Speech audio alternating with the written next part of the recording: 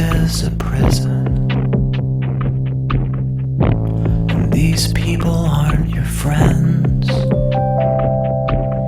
Inhaling thrills through $20 bills, and the tumblers are drained and then flooded again and again.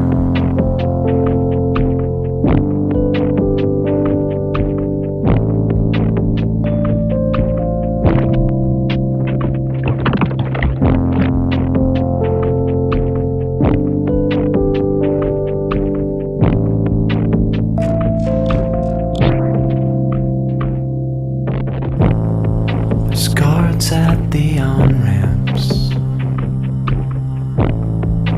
armed to the teeth, and you may case the grounds from the Cascades to Puget Sound, but you are not permitted to leave. I know there's a